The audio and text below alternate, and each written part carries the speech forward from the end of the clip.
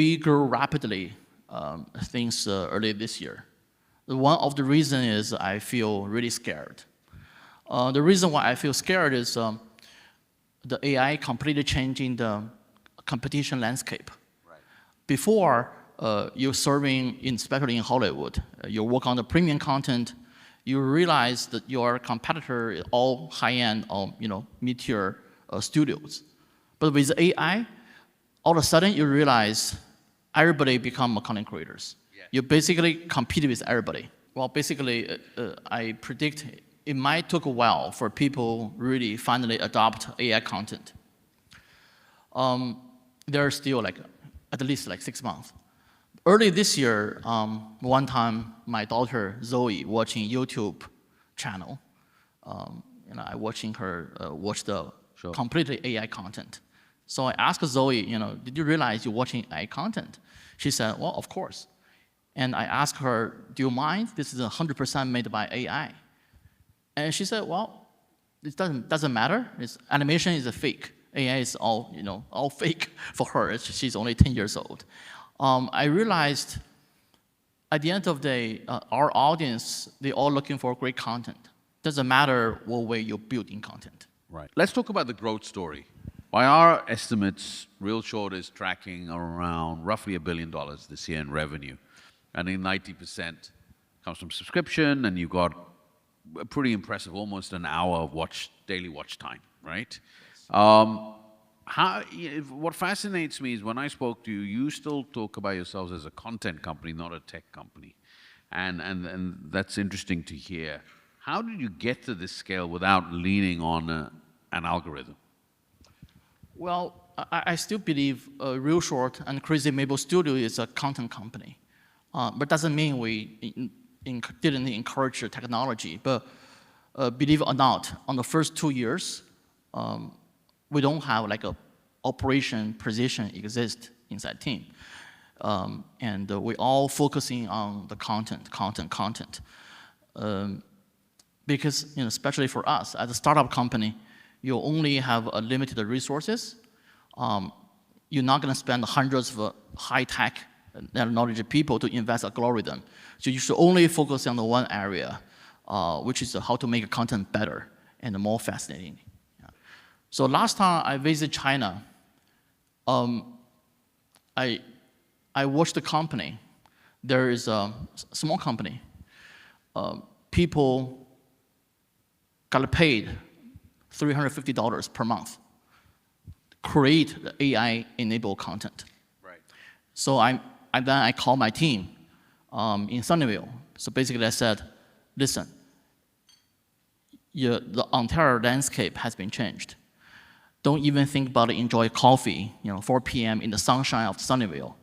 But look at China. The people got paid $350 per month for creating the stories, which is equally good. If this is the case, we're competing with the barbarian. And if this is the case, ReelShort want to be a barbarians. We want to be like AI world barbarians. So we need more people really focusing on the content, know how to use the AI, and create better stories. From day one, we're building a company. We are the group of people really fascinated by the stories. We discover a lot of very interesting aspects on the theories about stories. Kevin talked about how to monetize the microdrama. For us, is monetization, retention, and ability to drive in traffic are 3 different dimensions. The AI just give us more power, unleashed imagination. Before, I particularly ask my content creators control how many things you can write, no more than 7. Right. But now with AI, just you do whatever you think, as long as it's reasonable for emotional-driven stories.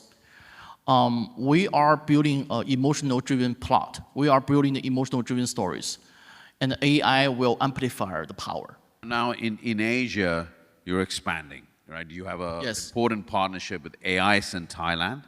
Tell us about that and how Thailand, it's new, it's about a month. Tell us a little bit more about that partnership, firstly, and then tell us how ReelShort is doing in Thailand since that partnership went live. Yeah, Thailand is a great market. When we first launched in Thailand, I see the user engagement and also monetization is pretty good. We're working with the AIs, the fantastic partner. We launched our bundle service 2 months ago. Performance is really great. At the end of the day, there's still more room to cover, and I think there's a lot of things we can do to better. But the partnership itself demonstrates a future, I think. For the vertical content, for microdrama content, it's naturally fit for mobile usage. And it's a great scenario if we can partner with more carrier launching the CyberUp services in Asia. I think this is just the beginning. I think for Indonesia, it's a very male-centric market. Right. We have a lot of story. It's the male-centric story works pretty well in Indonesia.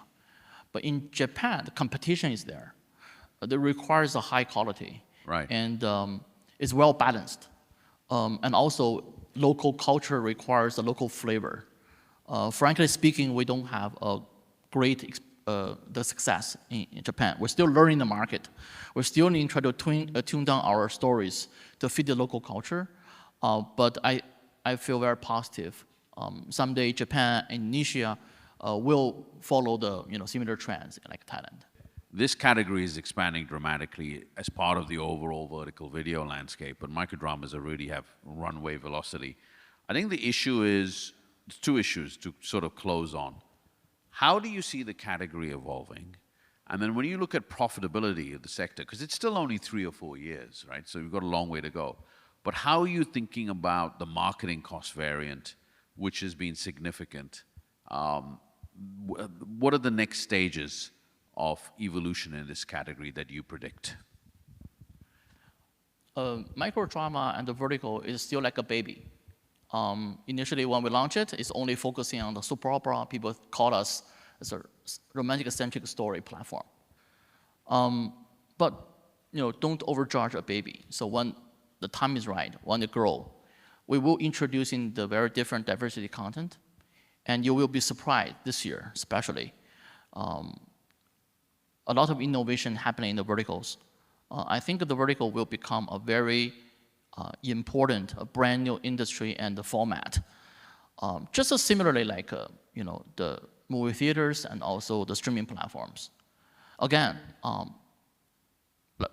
well, we visit for the story itself again. At the end of the day, there is 3 types of stories.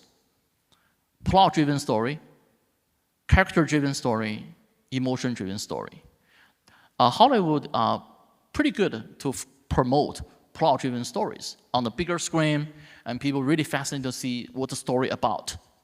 On the TV, it's all about character-driven stories. People look at a relationship like a Walking Dead, like the Game of Thrones.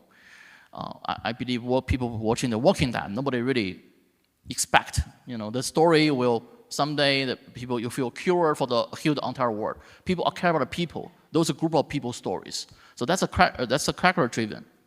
But nobody really talk about emotion-driven.